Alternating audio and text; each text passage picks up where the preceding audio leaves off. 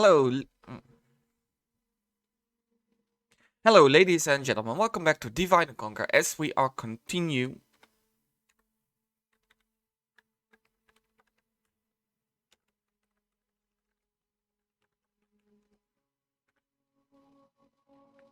Hello, ladies and gentlemen. Welcome back to Divide and Conquer as we are continue with the faction overviews. With this time, the High Elves of Imladris and Lindon.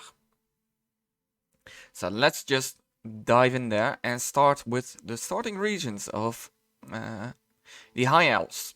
As the High Elves, you start with 4 starting regions. We have Imladris here, solely in the middle of the world, and on the edge, in the western edges, we have Forland, Harland, and Mithlond. So 4 starting regions, which brings you just over average. Most of the factions starts with 3 regions, so you are about average starting position. Then dealing with your starting army. Well, it's rather decent. It's somewhat more than decent. Mithlond have 4 units, including 1 general. Harland and Forland both have 2 units. In Imladris you have 3 units and High Lord Elrond make that 4 units in Imladris and 2 units of Ar-Adunaim wardens on the edges, giving you a reasonable starting force.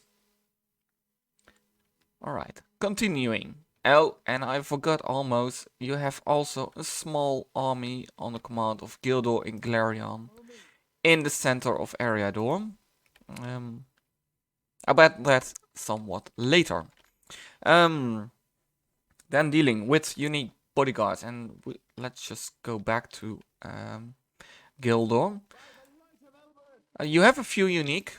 Gildor and Glarion is not one of them. He starts with Calaquendi Lords, which is your regular bodyguard. So the Calaquendi Lords are your regular bodyguards. Then we move towards Mithlond, where we find Círdan the Shipwreck, who has a unique strategy model. For some time, I think. At least you already had one in version 4.5. And he comes with Mithlond Nobles, a very strong melee unit, who is quite expensive and can only be trained in Mithlond. You can train him there right away. Yeah, so he will be free from upkeep in Mithlond, but anywhere else he's quite expensive. So keep your eye out of that. Then last but not least, we have High Lord Elrond himself, who comes with a unique Gil-galad's Company. This is a unit you cannot train, you can retrain, I think. But he only has 39 men in its battalion, and the auto replenishment goes to 77, I think. So he will auto replenish till this point always. Gil-galad's Company is unique. You cannot train the unit. There's no way you can get access to train this unit. It's unique to Elrond, and if Elrond dies, you lose the ability, the access of that unit, and therefore he doesn't have any upkeep, because else Elrond would never be free from upkeep, and now he still won't be, but you don't have any upkeep for him, so. Therefore, no upkeep for Elrond. There are a few units who have this ability. Aragorn's Great Company. I think Balin's Guard for Khazad-Dûm. And I think that's about it. I maybe forgot 1 or 2, but I don't think so. And therefore, those units don't have any free upkeep, and that. Any upkeep at all, and that's what I was trying to say. Then dealing with family tree, you do have one, and both sons of Elrond are included in it, Aladdin and Elrohir, but they are not available to you yet, and I will explain that later. who is available is a Gildor Inglorian, who has been married into your family by Elmira. Arwen is not in the family because she's already in the Dunedain family, and that's for the Deaths that was a reason to not include her to the High Elven family tree. In contradiction to version 4.5, Elrond already has grandchildren. It doesn't. He didn't used to have, but they changed up for this version, and therefore, yeah, have children. And then, do I need to address anything else? No. Let's talk to geographical area, defensibility, and the green books. And that's quite an important one for the High Elves. I really recommend you to start reading the green books, because they are a very important feature for the High Elves. So we are the only nation that have a split realm from all the factions in Middle-earth. And although the AI doesn't always seem to be able to really deal with it, I find it, if I've seen my Anduin campaign, they seem to do a little bit better than they used to. So that's nice to see. But we have a split realm. We have Imladris, who is quite defensible. There's only one entrance that goes straight to this part, over the bridge into Imladris. So Imladris is really defensible. You can hold them off in this gap on the bridge of the river, and even Imladris itself is really defensible. So you really can use the terrain in your advantage. Over here, it is mostly plains, but you see there are watchtowers around here. If you toggle the fog of war, typing is really hard apparently, you can see the majority of your country. So if enemies are about to come across your border, you will have a quick notification of that, and quite clearly as well.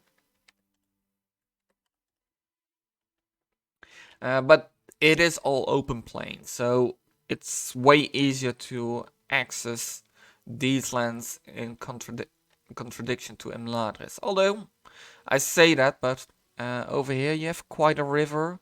Don't think... Yeah, only this bridge bring entrance to it. Mithlond is protected by this river, so if you take Lothlorien, you have this nice river over here where you can defend. Only Forland is actually quite open, because if the dwarves go to war with you, it's not likely, but they can just march down here and take Forland. And with that, the way to Mithlond is pretty open. But besides that, although it is all open plains, and technically if the enemy comes through Khazad-Dûm, they can also just cross and take Holland. It is way less defensible, but it's less likely you will be attacked on the coast of Mithlond. Except for the scripted attack from the Ar-Adunaim, but more about that later. Then, dealing with expansion. I already quickly said you should try to get Lothlorien. Maybe you get Osgiliath, Under Towers, maybe. Khazad-Dûm, I don't think you will get access to. Although you could try. So there are a few options over here, which I recommend you to use, because in my opinion this side of your map will be your economy side, the side you want to build up to earn some money. Well, in Imladris, it's like your military side. And then in here, you are more directly faced with enemies in the south.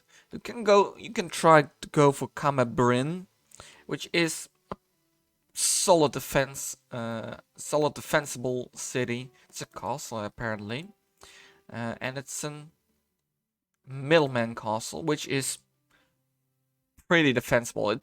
This will make a good defensive city.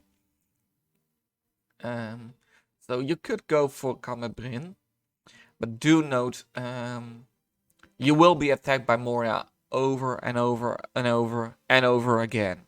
So watch out for that.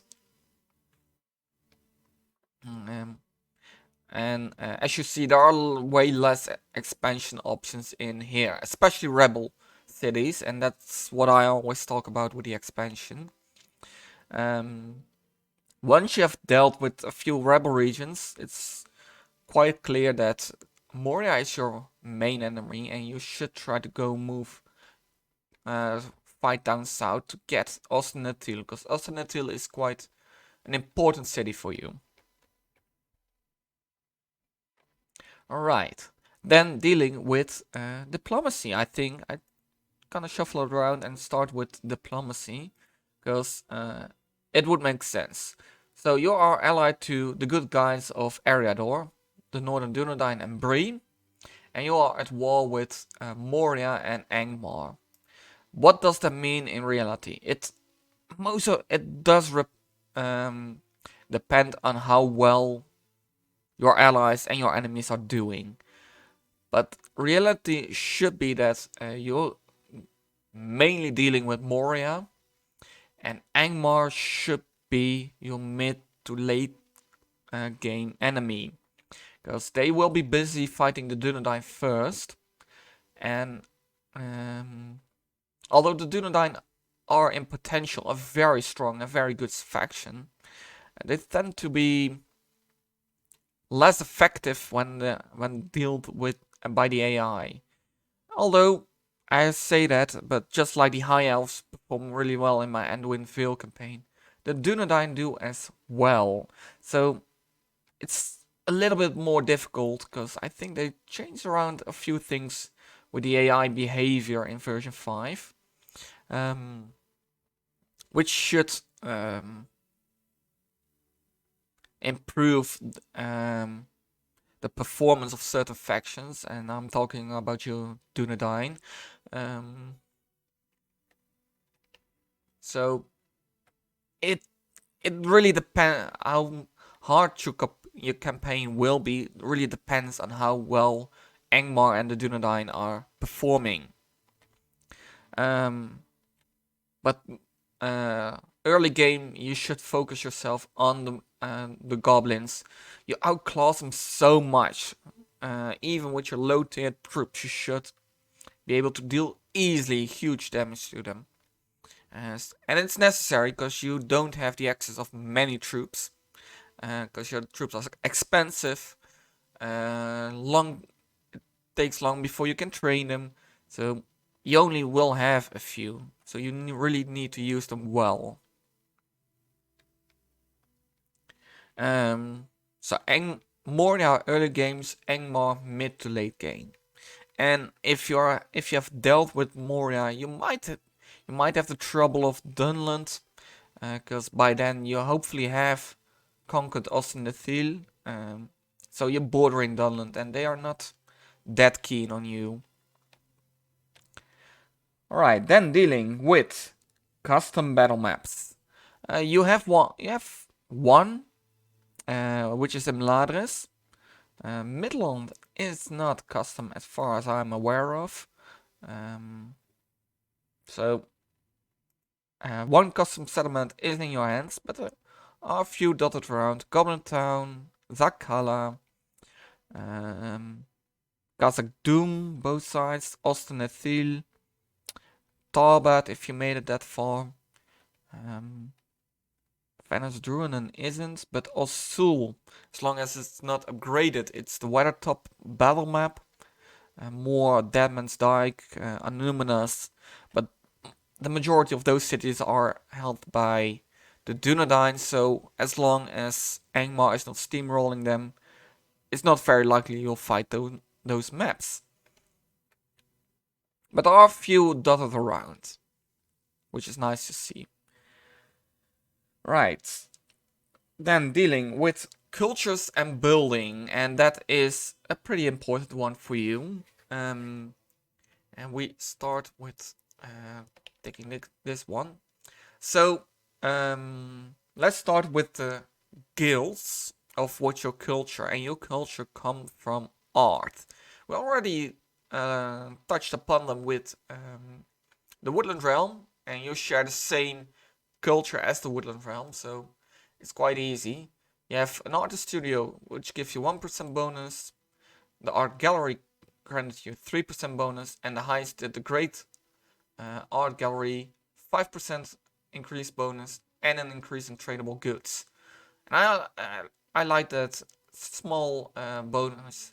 I always like those small bonuses from most culture buildings, because it just gives us something extra, something to really go for the last tier. Increasing tradable goods will boost your income a little bit. Not much, but a little bit. Mines, we don't need to talk about much about it. You just have decent, just have access to mines, and they're not as good as the dwarves, of course. They're not terrible either. Food production, you'll get all the things of food. It's only the dwarves that doesn't get that.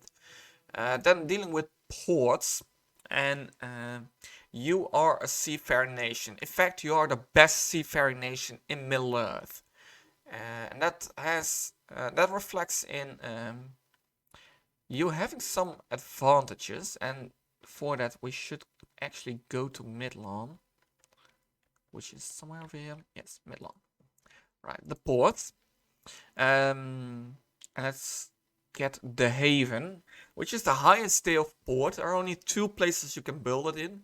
Mithlond being one of them, and Umbar being the other one.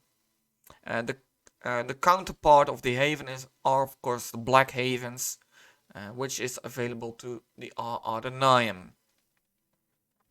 So they give you a bunch of options. They gives you your 2 ships, the Numeramar, I think I really slaughtered that, and the Palaran. I slaughtered that too. 2 of the best ships in the game. So you are the best seafaring nation in the game. You will beat the ships of the Ar-Adunaim. You will beat the ships of Gondor and Dol Amroth. And only Aneth White has a better ship than the other factions. And the Dragon Boat is, well, you shred those ships if you meet Aneth White. So, as long as you have comparing numbers of ships, you will always win. Also, it gives you access to the Mithlond nobles and the Lindon mariners. But that is only available in Mithlond. Your other ports go up to the 3rd tier, which gives you also the ships and the Lindon mariners. Alright. Do I need to say more? Yes, we need to talk about first the Guatemerdin. The Guatemerdin is in Osnatil, and it's a unique building. It are the old smiths of Region, which on the 1st tier, this is how you will face it once you have conquered Osnatil, the ruins of the Guatemerdin. It already gives you a small boost, but it's the upgraded version you want, because this gives you access to incredible tradable goods, to the highest tier of armor, and to the Region smiths. But that's not all. You need this to get the highest tier of the Nuldo barracks. It's I think it requires, it doesn't say so, but it requires taking Osnatil to be able to upgrade it. That was already in version 4.5, and I haven't seen anything change in that. So all things is of course considered that there are no changes in the game which are not logged. So I have to change. I've looked through the change log, seen everything that's changed to version 4.5, and try to get that. There is a small change though. I almost forgot that. Like most barracks, it's now required you build the town hall line. In this case, called the castle hall. So the hall of songs, the hall of music, the hall of culture, and the Valiant council hall. You need the first tier and the third tier for the Teleri barracks, and the second tier and the fourth tier for the Noldor barracks, which is not listed in here. Why not? Oh, because you cannot build it yet. So the barracks are quite a thing for the high elves. It is could be quite complicated. So let's deal with the Teleri barracks first. The Teleri barracks requires that you hold Mithlond. So as long as you hold Mithlond, you can build the Teleri barracks. Once you've lost it, you don't get access to the Teleri barracks anymore. So once you've lost it, you cannot build it anymore. And if I read it well and interpreted it well, you can't anymore train any more Teleri barracks units. So holding Mithlond is essential for your access to the Teleri units. Besides that, the Teleri barracks can only be built in watercourse regions. What does that mean? It means that it needs access to a major river or the sea. So everything coastal will have access to the Teleri barracks. But also, for example, everything on the river side of the Guadlo, which is this river over here, of course. The major rivers over here, the Rhun up in the north, which is this river. I think it's this one, the Rhun. The Eisen, which is nearby Isengard. So major river lines will have access to it. I will try to implement a picture of it with all regions that have access to the Teleri barracks. And I've been fuzzling around with it for over 2 hours before this recording, but it didn't really work out that well. So I'm not sure what I can, but major river lines. But for example, also the Sea of Rhun, will you ever get there? The plain, every side on this and in none all around, you will be able to get access to it. Around the Avendim Lake, which is what's it called? Yeah, Avendim Lake. But do note it's not available in Barketta, because Barketta is not bordering the river. Anomalous is all surrounded the river, so Barketta doesn't have access to the Teleri barracks. So that are the two requirements for the Teleri barracks. And there are a lot of provinces where you can get the Teleri barracks, but for example, up here in Angmar, there are not it's really scarce where you can build it, which might be a problem. Then dealing with the Noldor barracks. The Noldor barracks have 3 requirements. First of it, you need to hold Imladris. Just like the Teleri barracks requires Mithlond, the Noldor barracks requires Imladris. As soon as you lost Imladris, you have lost access to the Noldor barracks. So that is the first requirement. The second requirement which I think applied only on the second tier of the Noldor barracks, but might be to the whole barracks, is that you hold Ossen Ethil. So with Ossen Ethil, you will be... You also have access to the highest tier of Noldor, which are the Noldor Archers, Defenders and Veterans, and the Aldaren Way, which can be trained in Imladris, I think, which are like the uber elite tier of units.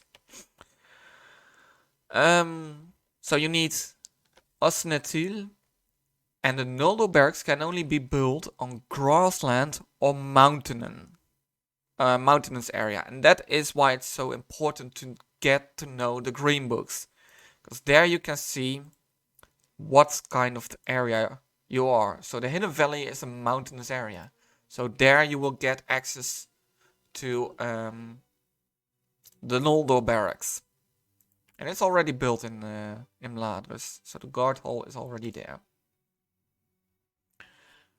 So I hope this explanation was clear enough. I hope I will be able to implement a picture with the watercourse map, but I cannot guarantee it. I've been fuzzling around and it took me more, I think around 2 hours before I was able to, before I gave up and start recording the actual video. Alright. Do I need to say anything else? No, not really. You might have seen that you have access to the Dunedain camp in here. That is just to show the connection you have with the Dunedain. It's only available in Imladris, I think. Maybe it might be in this area that you might be able to build it in Brunos, for example. But I would not bet on that.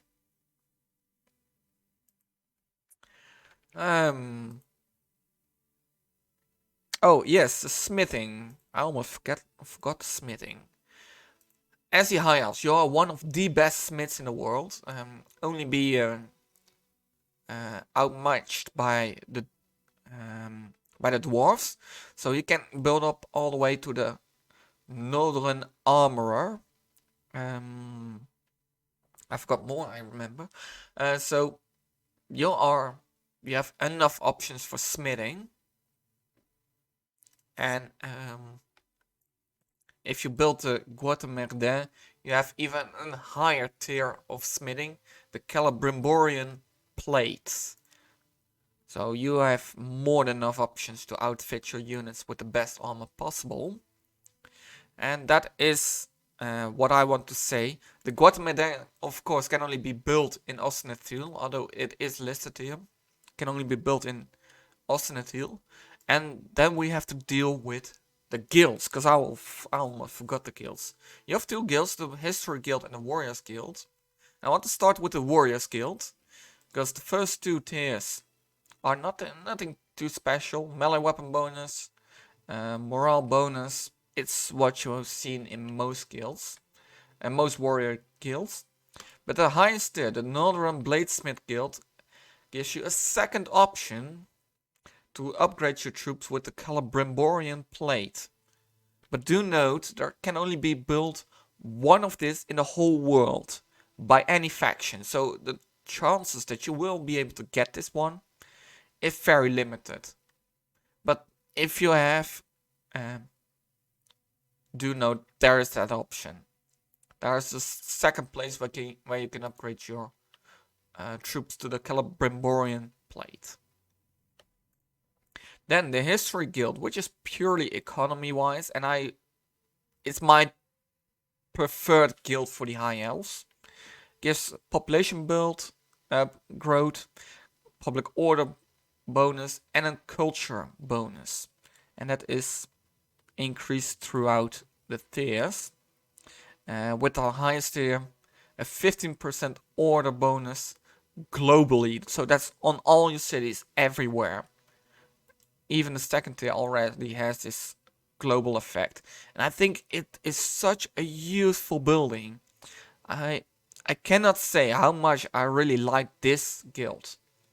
It's such a powerful guild. The public order bonus means that you already have a bonus for newly conquered settlements, which basically gives you always the option to either sack it or just occupy it and not have to deal with public order from the start.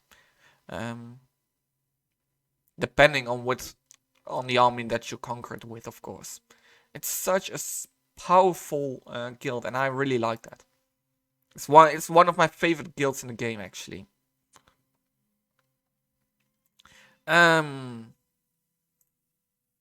That is dealing with the buildings, because I don't think there's anything else. Then we're going with gameplay events and scripts. And there are a few for the High Elves. And I have to say a few, because there are more than 2, actually. The first one is the return of the twins. At turn 15, you will get the message that the twins will return and serve the realm of the High Elves. That means that at turn 60, they will be spawned. I'm not sure exactly where. It might be in Dunedain area, but it also could be in the Hidden Valley. And they will spawn with what's it called? Dunedain Scouts. So not this unit, but the Horse Archer variant. Both of them will spawn with Dunedain Scouts. They are just 2 generals you will get access to at turn 15. It's just a small gameplay event. The second one is also a small one, and so that is the return of Glorfindel. And that has a requirement and can be fulfilled in 2 ways. First way is to possess 15 regions. So if you have conquered 15, if you have started with 4 regions, if you conquered 11 more, Glorfindel will spawn. With Eldarin Rohan, which is a very powerful cavalry unit. The other way to earn it, which might not be your doing, but is also a possibility, is when Angmar is down to 2 regions. So if Angmar is down to 2 regions, it is possible.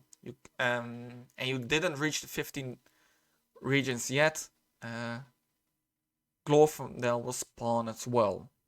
In the last version, it was possible to get 2 Glorfindels due to a bug. Not sure whether that has been repaired in this version, but it might be possible that you still have access to 2 Glorfindels, which is nice, but not game changing. And the third gameplay event is the Ar-Adunaim invasion, and that has been changed since version 4.5. Because in version 4.5 it was quite simple. At turn 19 you get the message that the Ar-Adunaim fleet was on the move, and it would attack you. And it would attack you in Mithlond, so you can bolster the defenses of Mithlond, defeat the enemy, and defeat the army of the Ar-Adunaim, and be done with it. Well, that has been altered, and it now first attack either Harland or Forland, or both, and then come from Mithlond.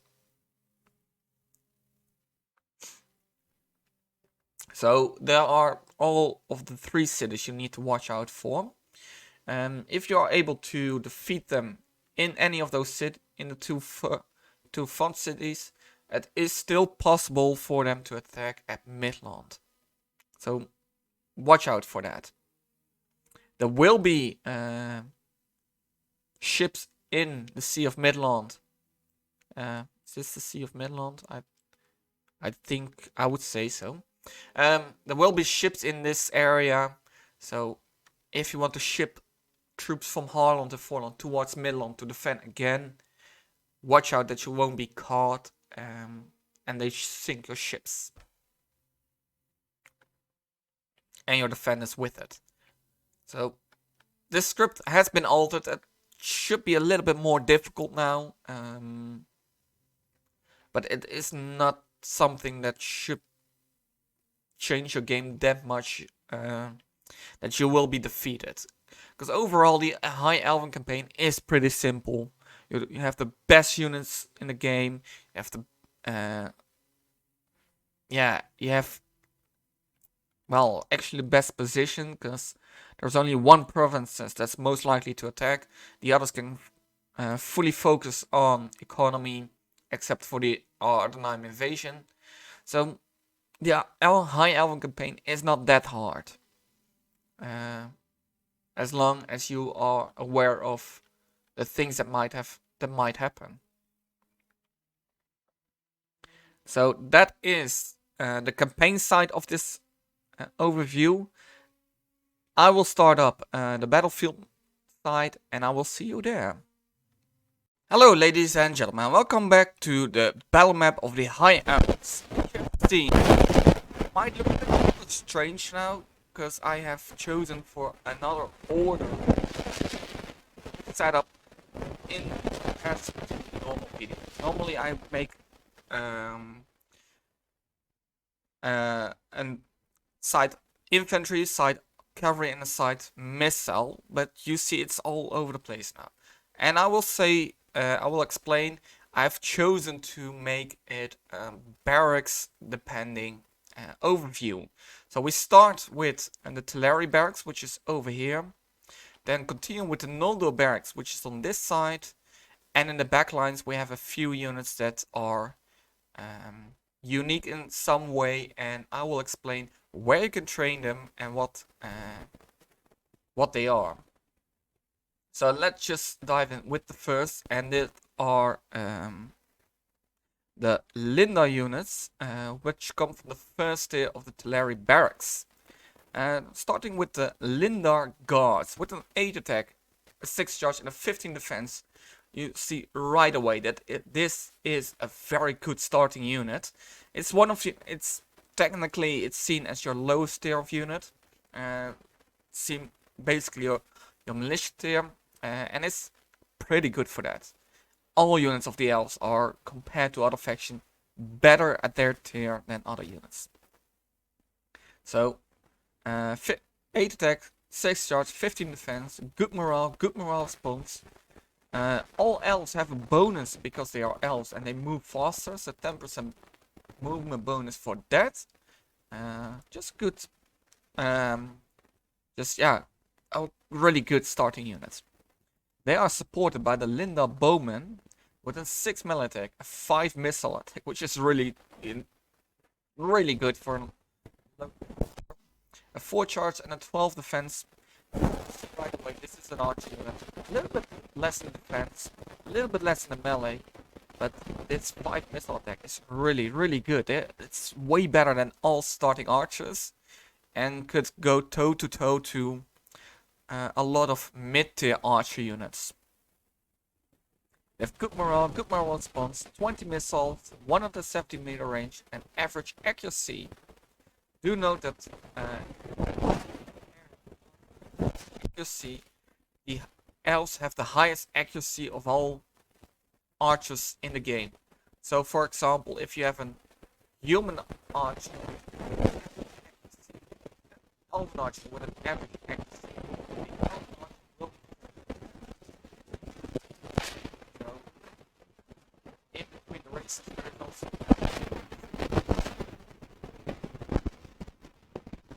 then last, dealing with Lindon Spearmen, Lindon Long Spears unit with a 4 attack, a 5 charge, and a 9 defense.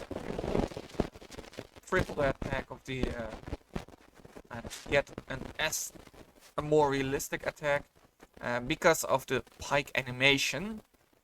They have very good morale response.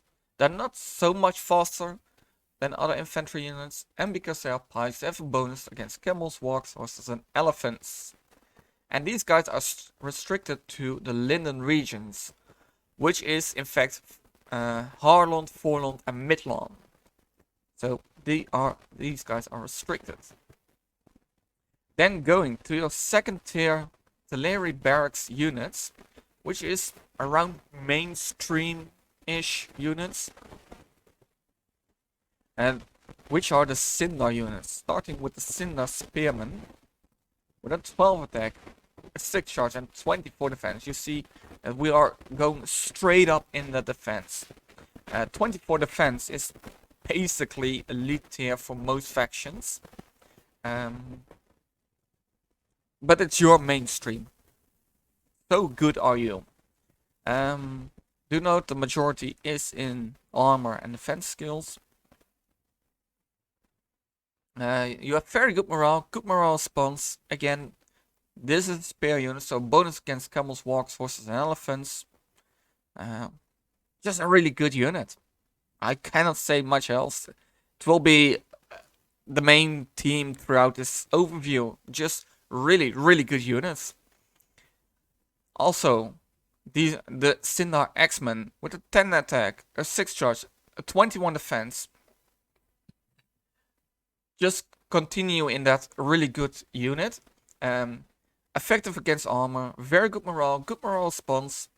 Well, just for you it's just your mainstream unit, but for other factions it's really good.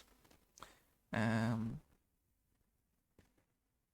last but not least, for the artillery barracks, the Sindar Archers with a 10 melee attack, a 7 missile attack, a 4 charge, and a 16 defense. Well, it is. These guys are, for example, compared to Gondor units, this is comparable to Gondor infantry, which is a dedicated infantry unit, and it is your archer unit. Just think about that. They have very good morale response, 26 missiles, 190 meter range, and a high accuracy. So these are your artillery barracks units. First tier are the Lindon units, the second tier are the Sindar units. Then we go to the Noldor units. You will have access to the first tier in Imladris right away. For the second tier, you need to do some work. Starting with, from the left, the infantry unit, the Amanya Swordmasters, a strike infantry unit. With a 16 attack, an 8 charge, and a 7 defense. And these guys will make short work of every goblin that comes towards them. They frighten nearby enemies, they have very good morale response, 10% movement bonus. And with those big swords, they have a bonus against camels, wargs, and elephants. And they look really nice with big swords, so I like them. They are supported with your first cavalry unit, which is the Amanya Riders with a 7 attack, a 9 charge, and a 16 defense. They are, well, one of the best riders in Ar-Adunaim at this stage. And they have very good morale response, 10% movement bonus, and a 9 charge is indeed very powerful early games. So ideally you want the Mithlond long spears to hold the line and charge in with the Amanya Riders from the back, and with that you will crush any army that's coming your way. Do the Amanya have to offer any more? Yes. They could be annoying as well, with the Amanya Rangers, an horse archer unit. And horse archers can be really annoying if you want to know, because they shoot and you can hit them. You can't reach them. It's really annoying actually, unless you are playing with them. But with a 6 melee attack, an 8 missile attack, a 6 charge, and a 14 defense, they are good. They are good horse archers. They're probably not as good as Khandish mid to late tier units, but they can go easily toe to toe with their early tier units. And it's just what it is. An early tier horse archer unit. They have very good morale response, 30 missiles, 140 meter range, and a high accuracy. So your Amanyar units, a good addition to your Teleri units, who are more the infantry ones, the ones who hold the line, and then you have this low tier unit. I wouldn't really call it low tier, but that will fill in some gaps that the Teleri units bring. Then going to your second tier, and here we see a more mainstream line of units with the Noldor units, and we start with the Noldor Defenders. Another spear and shield units. So also now you have high tier good defensive units with a 14 attack, a 7 charge, and a 31 defense. It's insane. This is some of the best units in the game, probably. At least some of the best mainstream units. They have excellent morale and it's locked, so these guys will not run away and they will fight to the death. They have a good morale response, 5% bonus, movement bonus, and a bonus against camels, walks, horses, and elephants because they are spearmen. Then dealing with a more offensive variant of them, the Noldor Veterans with an 18 attack. Damn, an 18 attack, a 9 charge, and a 25 defense. These guys, well, these guys can just go toe to toe with any dwarf that will be sent towards them. They have excellent morale again and locked. Good morale response, 5% movement bonus. Just more than good to charge into the flanks of any enemies. Last but not least, again, a very good unit, the Noldor Archers, with an 11 melee attack, a 9 missile attack, a 5 charge, and a 20 to defense. Well, I'm not sure what to say. I just don't know. This is just really good. It's just a repeating line that these units are just so good. They are godlike creatures. And unfortunately, that's also what Tolkien said about describe the elves as godlike warriors, and the devs just implemented into the game, which result in just this pretty overpowered faction. Excellent morale unlocked, good morale response, 5% movement bonus, 32 missiles, 210 meter range, and a very high accuracy. So these are your Noldor. These are the units that come from the Noldor barracks. Then dealing with this first one, and we start with with them, the Lindon Mariners. It is on the same kind of tier as the other Lindon units, so that is where you have to place them. And these are javelins with a 10 melee attack, an 8 missile attack, which is armor piercing, an 8 charge, and a 14 defense. So more than decent javelins, and really good when they are done with throwing their javelins. They have very good morale response, 10% movement bonus, 3 missiles, 65 meter range, and a high accuracy. And these guys come from requires a coastal region and come from your ports. That is why they are separate from the others. They don't come from your barracks, they come from your port. Well, then the Mithlond nobles, we already seen them. And they are the bodyguard of Círdan with a 10 attack, a 7 charge, and a 38 defense. Damn. I don't think I have seen anything that has a defense this high. Maybe in the faction we are facing next week, we might see some, but I think it's one of the highest defense I've ever seen. So really tanky. They inspire nearby troops, they have unwavering morale, and it's locked. So Kieran will not run away unless, yeah, he will fight to the death, basically. They have good morale response, 5% movement bonus, and just very strong sword and board unit.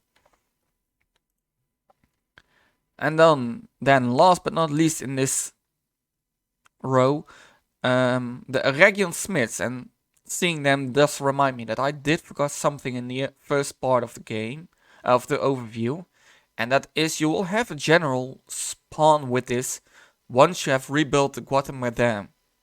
Dornoston is his name, and he is like the greatest smith that is alive during the War of the Ring.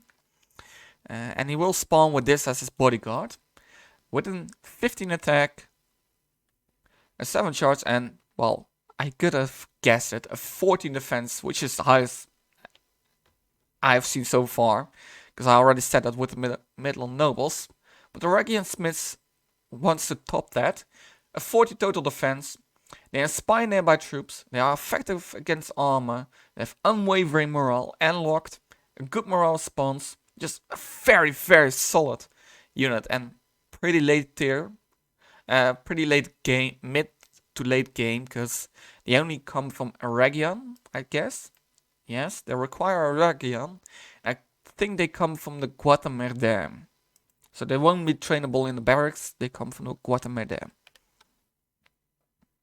Then we have another one set of units in here, the Aldaran Way, and we start with a Tierno, which is another pike unit, and has been seen as, I think, the best pike unit in the game in Galu's overview, although it might not be that anymore.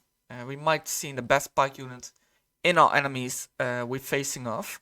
But with a 9 attack, a 6 charge, a 27 defense, it's a really solid pike unit, and, well, it's the best you will see throughout your battles, because there's not an enemy that can field any better pike units than you. So they inspire nearby enemies, nearby troops. Excellent morale again and locked. Good morale response, 5% movement bonus. Bonus against camels, walks, horses, and elephants. And well, they require Imladris. I think, and the Guatemala must be rebuilt. I think it's a requirement that both have been ticked off. Then going to the next one is the Aldaran Way Rohan. It's a cavalry variant of the Tiano with a 12 attack, a 12 charge, and a 30 defense. Just what do I need to say? Do I need to say more? And fun fact, this is the bodyguard of Glorfindel. So once Glorfindel spawned, you will have one unit, at least one unit of this at your disposal. They have excellent morale and locked, good morale response, 5% movement bonus, a secondary attack. So again, I said it already in the last video, that is how you recognize a shock cavalry, because they have a secondary attack that's lower than the primary attack. But the 12 charge is probably enough to get an enemy routing. And then one unit you cannot train, but you will get right away, are Gil-galad's Company, the bodyguard of Elrond, with a 90 melee attack, an 11 missile attack, a 9 charge, and a 34 defense. Well, these are pretty, yeah, insane stats. Good as archers, beasts in melee, pretty tanky. Do they need more? Yes, they need more. They are relentless, which means they cannot be staggered. They inspire nearby troops, they frighten nearby enemies, they have unwavering morale and locked. I always think that's a little bit of a downside, but good morale response, 10% movement bonus, terrain bonus on all terrains. Like, do they need more buffs? 38 missiles, 240 meter range, and exceptional accuracy. I'm not necessary. I don't need to say that these are the best archers in the game. It already showed them. But there's only one of them, and there are only 32 men in the battalion. So use them wisely and have fun with them. Then last but not least, the Calaquendi Lords. This is your regular bodyguard unit. So, except for the unique ones, all of your generals will have the Calaquendi Lords with a 15 attack, a 7 charge, a 33 defense. Well, it just adds to all of the good units you already have. They have excellent morale and locked, so your generals will not run away. They will fight to the death. They have good morale response, 5% movement bonus. Well, it's just good. All I need to say about it. So that is the High Elven overview. And in one word, just really good. I could have finished the overview with that, but I just went through it.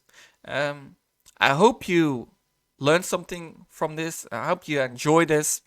I hope you think, like me, that the setup for this military overview was a good idea. Because I think it would make more sense to separate it from the different barracks. To make it a little bit cleaner. I will now hand it over to the AI. And we will see what we are facing next week.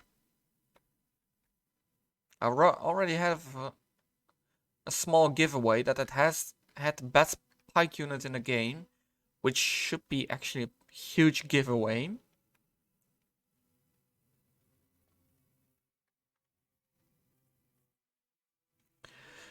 I'll move on. Let's move around. I see a few red, but it isn't. That is actually not a part of it. I see a few things running, bluish,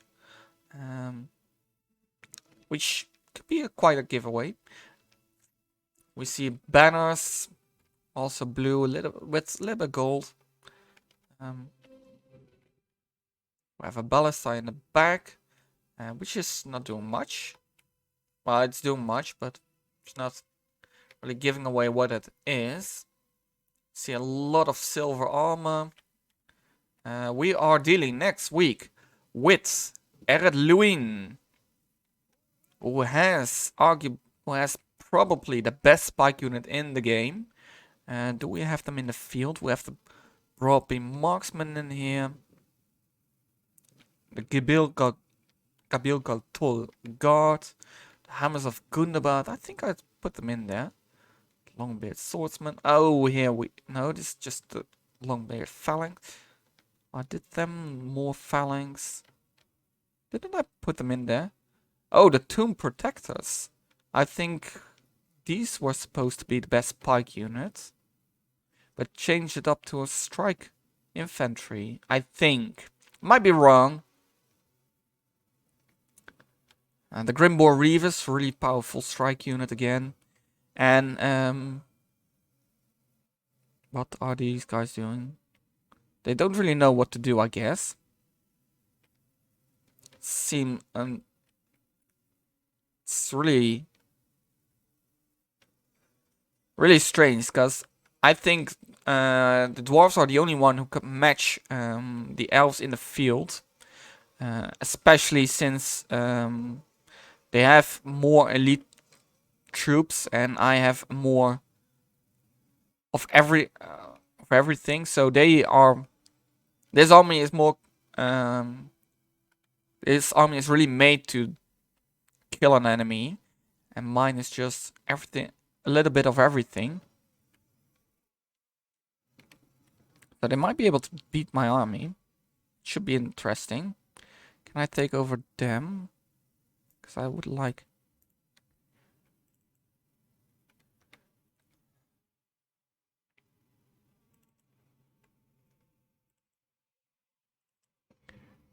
If you are wise, you should focus on the marksmen and drive into them with your cavalry. Erluin really well specializes in pikes and crossbows.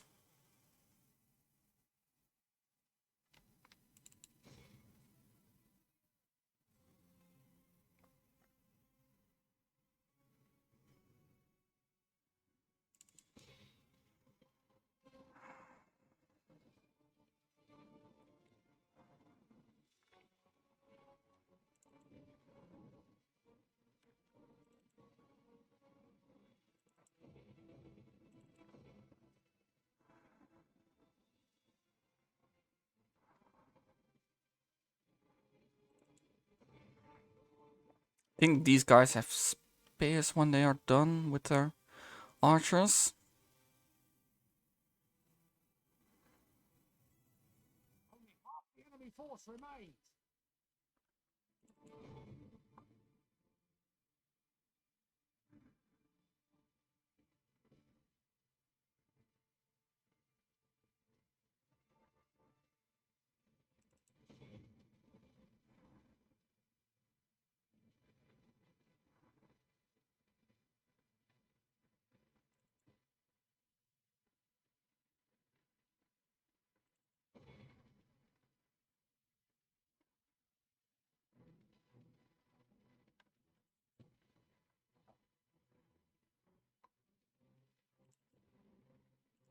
Only half our force remains.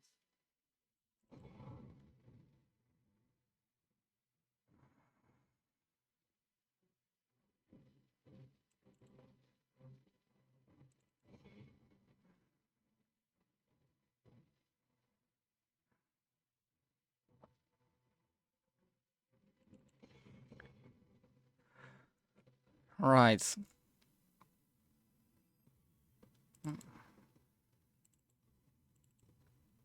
Run, run, run.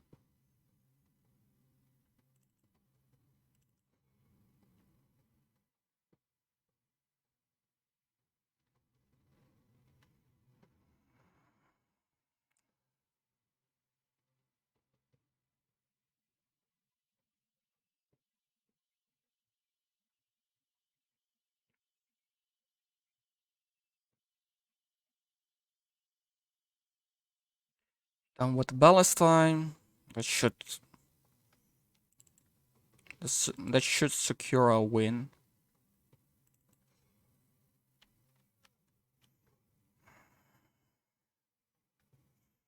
That's just how strong these guys are.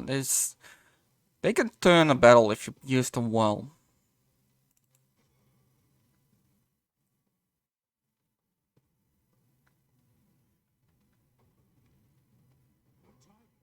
Yep. And now we should pretty much win it.